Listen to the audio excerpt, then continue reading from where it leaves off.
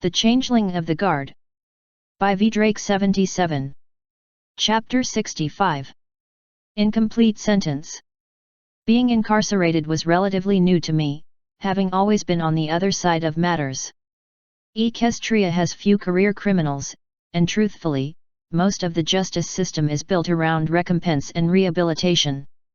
Sticking some pony in a jail cell for long periods of time is considered pointless and wasteful, though I have always wondered why keeping them sealed in a celestial body or even trapped in stone is considered better. It does make one wonder at the princess's collection of statues in the royal gardens. Perhaps it is something exclusively in the purview of the royal family.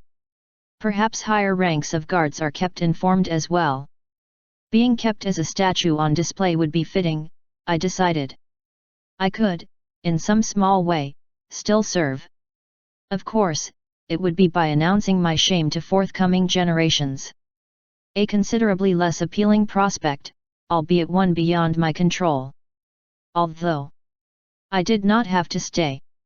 I had been put here, true. But I was no longer a guard. That was a raw thing, within me. The Queen had taken that from me, torn some part of me asunder. It is difficult to put into words. Was it merely my mind that fuzzed away from recollections of duty? My knowledge of, if not law, at very least most rules had been acute, I thought, but now I saw a vast mass of conflicting rules in consternation and simply did not care. Did such things even still apply to me, or had I cast aside idle hooves and returned to being just a changeling? Some might revel in such a thing. I grieved the possibility, but then, it was entirely possible there was no idle hooves to return to. I had failed in such fundamental levels. I had proven a poor friend many times over, a poor guard, even a poor caretaker. Circes. The little changeling would be better off without my flawed input. She never truly needed me, only what I could provide. And I could provide no longer. I would be of no use to anyone. I had failed my princesses, my obligations, my people, my friends, had even gone so far as to stand in opposition to the Queen's will, and then there was Topaz. I could not fully understand how it had all gone so wrong. I detested what was left of me. I rubbed the portion of my leg where my foreleg stopped being mine. It itched terribly. My rear legs were likewise replaced, one above the knee and one below, but for reasons I could not guess, they felt fine. Such a waste! I could not begin to imagine what the Queen's reasoning had been to replace parts of me, to snatch me from the jaws in the darkness. Perhaps to leave me unaware of my own failings until it was too late? Perhaps to fail willingly and only become aware after the fact? Or perhaps she cared as little as I now did. Mine. No. No, I did not dare think that she did not care. I had tasted so much emotion in that, and the recollection had left me shuddering in my cell, trying to deny it. But it left me with only one possibility that made sense. I knew precious little detail of what had happened in the days of my dereliction, only the vaguest understanding of events. Princess Cadance had been captured. Shining's mind overwhelmed. An invasion by an unknown foreign nation. The elements making a futile attempt to fight said invasion off. Princess Cadance and Shining, together, ejecting all said invaders from Canterlot. I had faith in Shining and the princess being quite capable of that, but a changeling invasion? That was unreasonable. We could not invade and harvest love in such a way, it would be burning a field you had not even fully harvested. No matter how I considered, only one explanation fit everything I knew. The Queen had gone mad. Perhaps not entirely, but there were signs even from my exile. I had never understood her reasoning for sending me out as she had. Why some exiles received more or less crystals, seemingly at random. Some recent exiles had left the hive for reasons that seemed increasingly petty and harmless. I had tried not to question, such was not my place, but now I had little else to do but question, without sure answers. But that was an answer. Her choices and actions were random. And the Queen was slipping. Perhaps she had fallen utterly. It is not a changeling thing to pray, in earnest. But I begged any that might listen to me that it would be not so. That it would not be so, that I could still just be wrong. There were no answers. Which, to my understanding, is a pretty traditional response. So be it. Bah! I had been imprisoned less than a day and already I was aggressively tired of feeling sorry for myself. My oaths were gone. I could just leave. Start anew, someplace else. Exiled again. There was nothing that could stop me, and this cell was, well. It was stone. I was a changeling. Even half-starved and possibly all mad, I had been a shaper of dirt and stone all of my life. That would be easy. With oaths in mind, I was not even sure I was bound by my orders anymore, they felt, fragmented, in my mind. The prohibition on reproduction was, well, shattered, yes, but I knew with a certain horrible certainty that abrogating the Queen's will in this regard would have lasting, hideous ramifications. The frozen north? I dreaded the idea of exploration of it, but could likely force myself through the discomfort. Returning to the hive, was a brief spike of agony.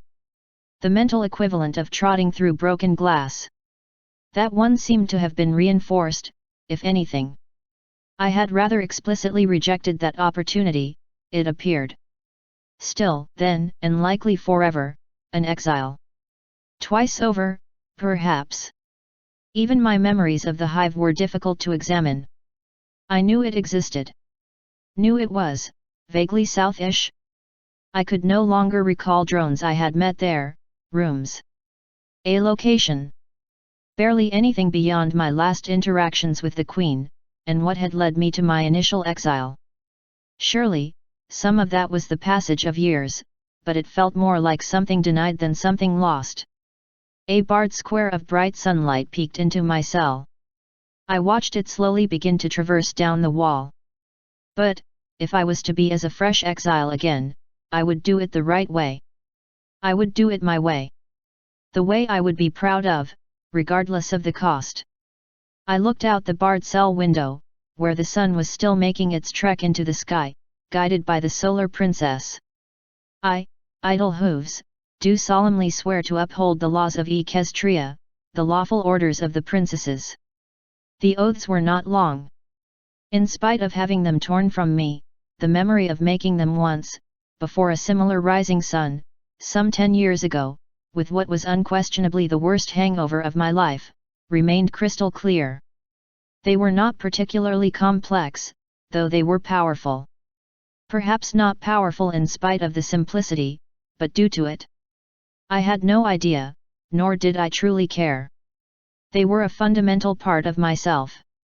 Limiting perhaps, but also defining. And yet that self had failed. Had betrayed.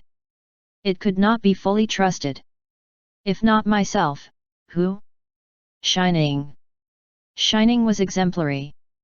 He had sacrificed immediate gratification to pursue his princess in the proper way.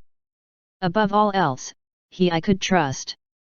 I was making these oaths as a changeling, and as a pony. Breaking new frontier.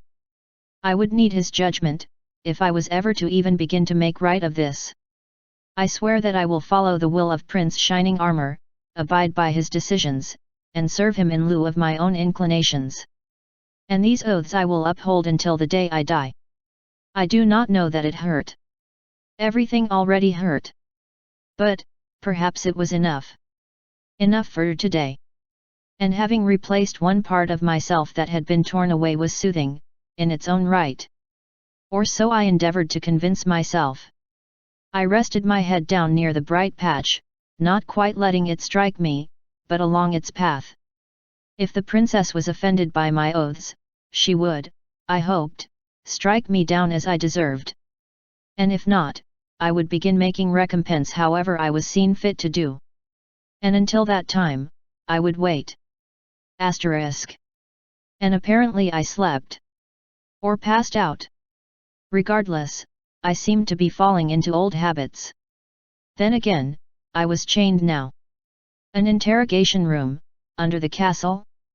A table and pair of chairs bolted down to the stone, it even had a candle in a jar hanging under a bucket like sconce, very professionally done. My movement as I took all this in felt sluggish. I was not usually so drowsy, a sleep spell, perhaps, to keep me from getting excitable as they moved me? Not exactly standard procedure, but an understandable one given recent events. I was shackled to the table with chains that I did not think were steel, nor was it the alloy the guard used in our armor. Curious. Quite heavy. Not iron, surely? The door to the small room opened, but the doorway itself was filled with pink light. A pony I could not make out stepped through, the shield seeming to cling to them, puffing out into a small bubble only after they were almost fully through. A clear sign of Shining's involvement, even if I could not see the newly raised prince.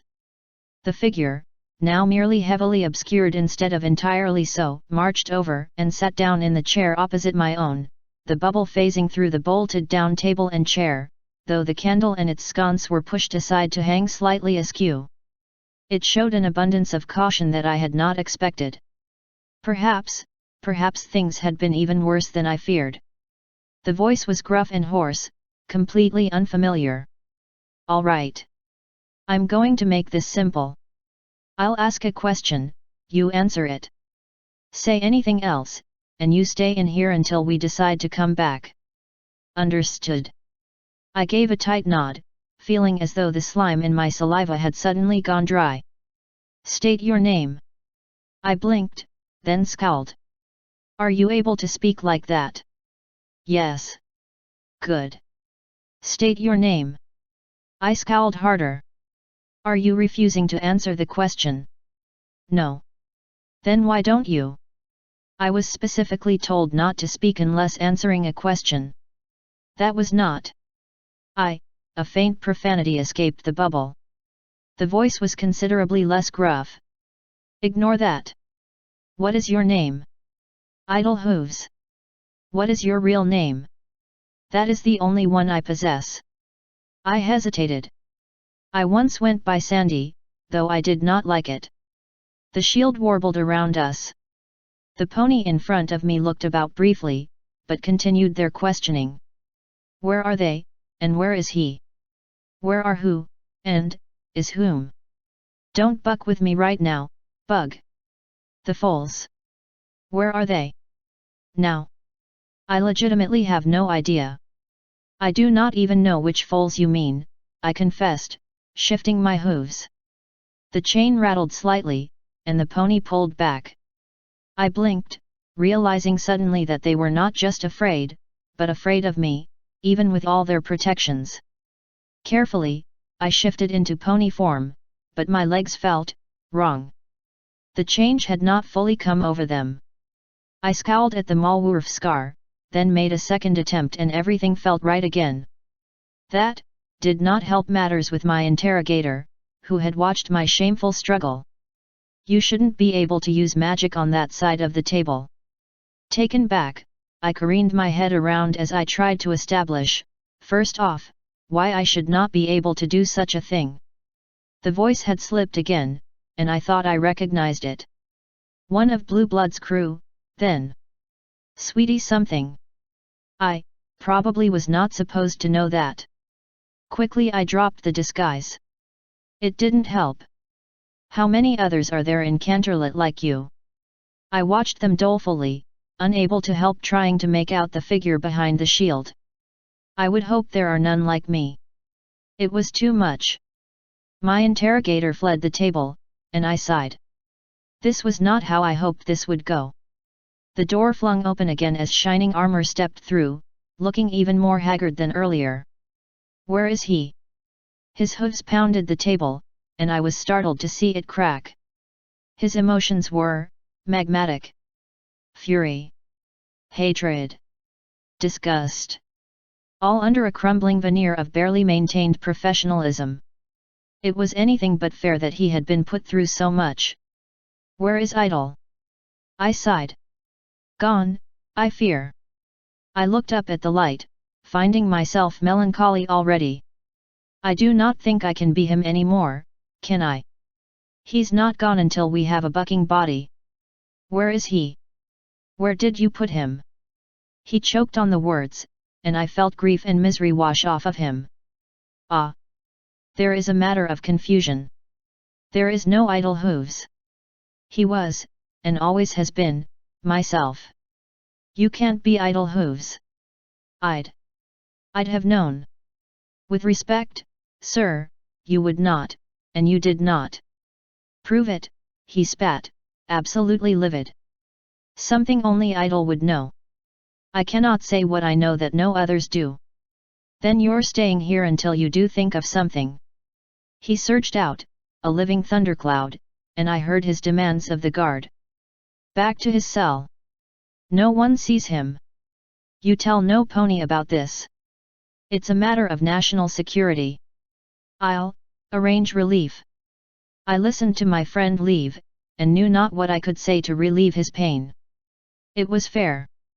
I had betrayed him, even if he did not fully understand my failings. I would give him time.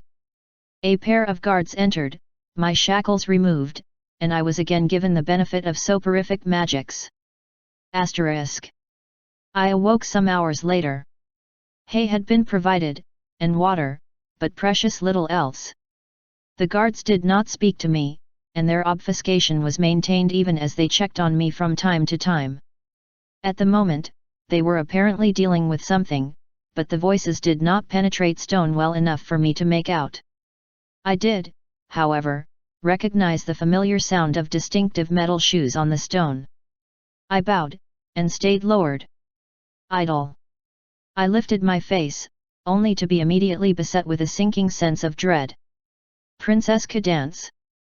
You are well. Her voice was hoarse. I've been better. She looked me over, flinched, then looked away. What happened? I remember you telling me things, but then. You do not remember.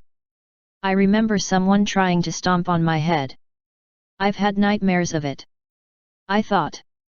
I wasn't sure what was going on. It was, just so fast. None of it made sense, so I thought. I made up some of it in my own head because I didn't even want to remember what actually happened. You fell apart, she sounded lost. I thought you were dead. I thought or maybe that she trailed off. I considered my leg again, holding it up for her inspection, though I realized with some embarrassment that it would mean little to her. I did. I do not know the mechanism of my survival, Your Highness. Or if it was even intentional. Whatever you did, it did not seem to cause me any harm beyond discomfort. I do not think you were responsible for the rest of it. As for what happened, I considered a long moment. A drone approached you, I intervened.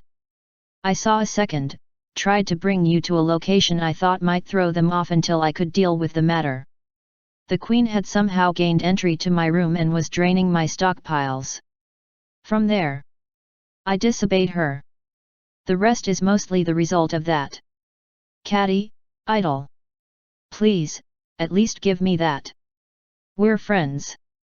So, she didn't turn you into this? I thought she did. Unlike Shining, she seemed desperate for reassurance. It really is you, right? I hesitated, but this was a sworn liege lady. I do not actually know. I am not entirely myself anymore, I do not think, Your Highness. What do you mean?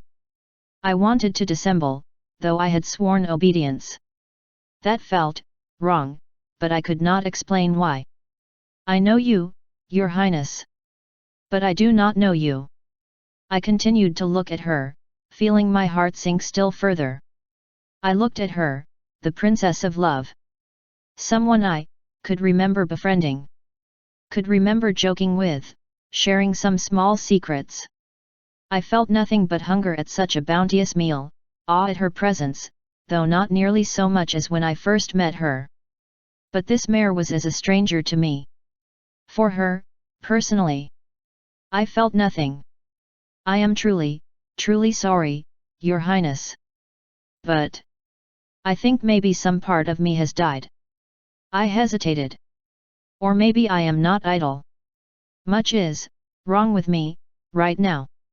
I do not even trust myself. I have done things I would not do. I think things I would not think. I feel things I am not allowed to feel.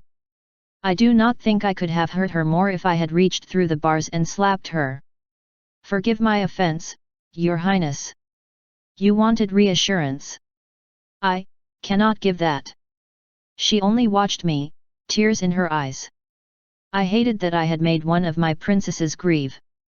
For a friend, I felt almost nothing. I could recall many events with Princess Cadance, but they were without emotional context. As though I witnessed them happening to another. I knew that once this would have devastated me, and yet, today, merely an annoyance. I had no explanation for any of this, except the alicorn. Except feeling myself drained and falling apart.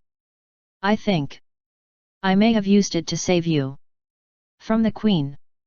I admitted, chagrined, but a shiver went through my chitin.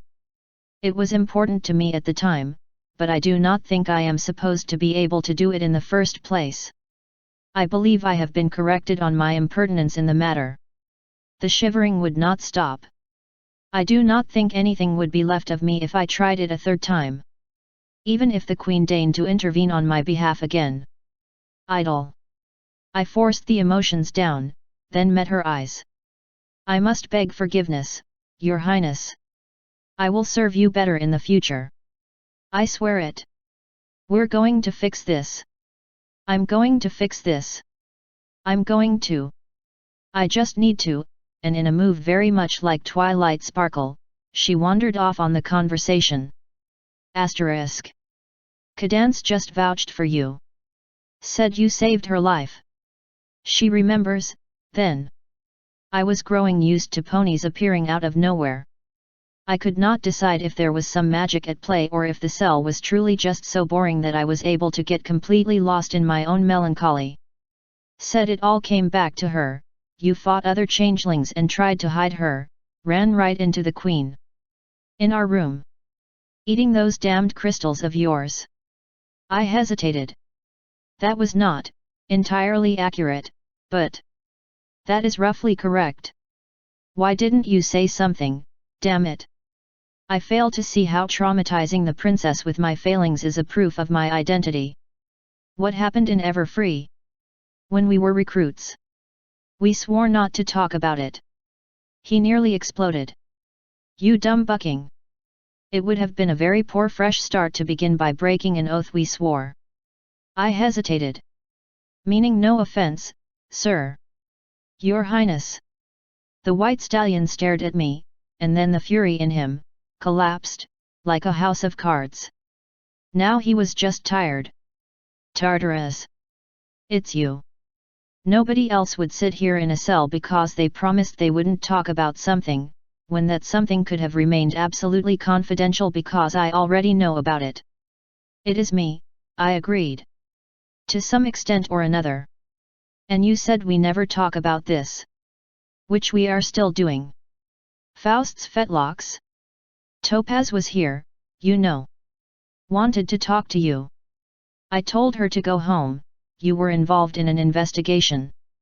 How could you do that too? His face went blank. Then he slowly put his face in his hooves. Oh, discord and damnation, she knows, doesn't she? The hooves dragged slowly down. Of course she knows. She's one of you, isn't she? That explains a bunch of things. She is not, sir. Her oddities are purely her own. He looked up at me in clear annoyance. How in Tartarus am I supposed to believe you? You walked into the office you helped me achieve and set the place on fire. By the way, Shining, I'm a spy for the people who just invaded the nation we swore to protect. That is not at all what I said. Is it true, though? I do not know, actually. Not willingly, but I cannot say for certain that it is not so.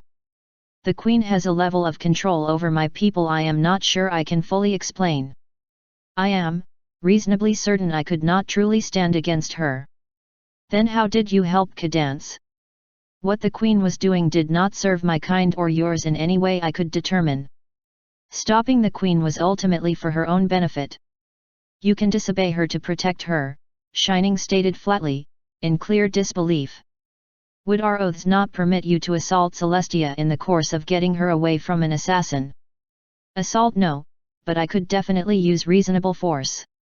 The difference lies purely in intent. I had no desire to harm the Queen, only to stop her. It was a gray area. If you slap a foal's hoof away from a hot stove, have you abused them? I hesitated.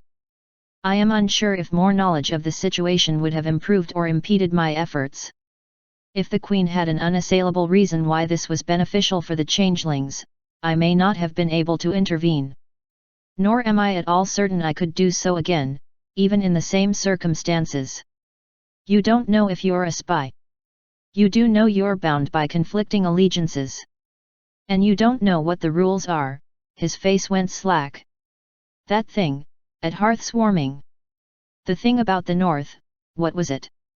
An order. It was, until recently, something I was incapable of breaking. There are several. Some are broken. Some, damaged. Still others are even worse than before. I cannot even think of the hive anymore. It is, like grasping sand. Even my own life there has become, vague. Convenient. I would disagree, sir. It is actually quite upsetting. I fear for the stability of my own mind. Welcome to the club. Shining grunted, and there was nothing more to be said on the matter. He simply watched me for a long minute. I have to verify this. I can't trust your word. A small shrug. Or maybe I just don't, anymore. I don't know. One of my best friends turned out to be a lie. Doesn't even exist. How am I supposed to feel? Hey. I do not presume to know, sir. Wish you did. I'd at least have something to go against out of sheer stupid spite. That does not seem productive. Yeah, I know. I guess I'll let you know if I can corroborate your story. And if I can't, I suppose you can get comfortable. Or don't. Celestia might order you exiled for treason. With respect, sir. The Royal Guard is immune to exile. Well, fantastic news for you. Not exceptionally. The law for treason amongst the military actually calls for hanging. Author's note. And back to something approaching status quo. If you want to drop a buck in the hat, to join the Discord and get art, some various other stuff, and just generally hang out with a lot of really fun people. Equinox 3141's channel for a live reading of COTG. I highly recommend you guys check it out. And, as always, comments are an author's food pellets. End author's note. End of Chapter 65. Incomplete sentence.